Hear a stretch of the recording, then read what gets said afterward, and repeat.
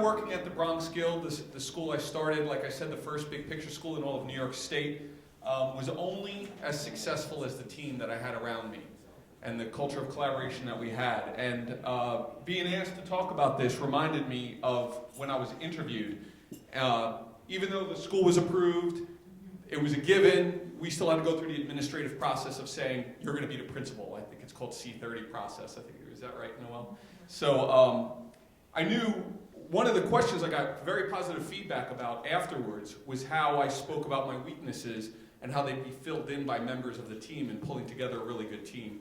And I knew it abstractly, but the work of putting it into practice was a little bit tougher. And I think that there was a few choices to be made about how to build that team. It might seem like a false dichotomy, and I'll clear that up a little bit later, because I think it's better said when Yogi Berra said, when you see a fork in the road, take it. And there are maybe two choices, but both are important. One is you could focus on building a team by focusing on a team. Like saying, hey, we're a good team together, let's feel good, let's celebrate, let's do all these things.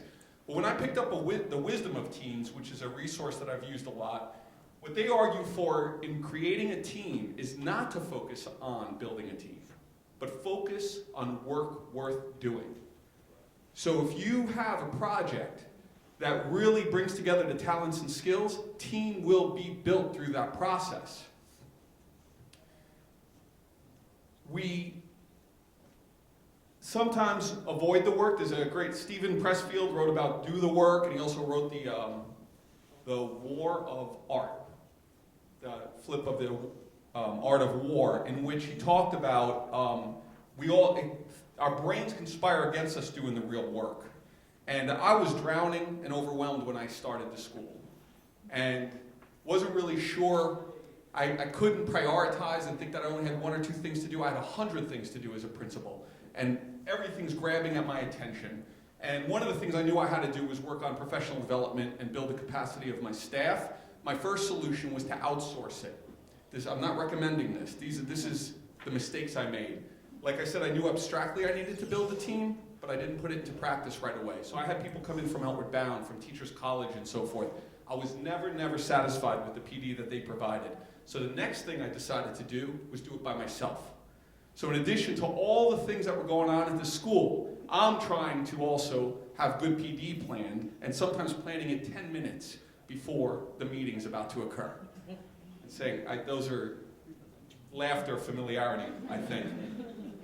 Well, the thing that I finally put into practice was make it a team effort. How could I use the folks around me to build the PD structures at the school? And it was the greatest thing I hit upon, and I do it still today at Eagle Rock School.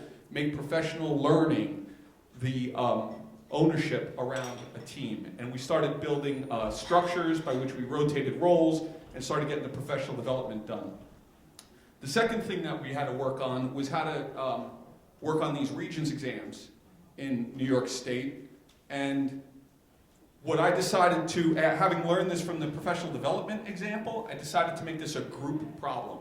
So we brought together folks to study all the past archives of history, the world history, the American government, the math Regents exams, and break it down and analyze it into the things that are reflected on those exams that we would have taught anyway.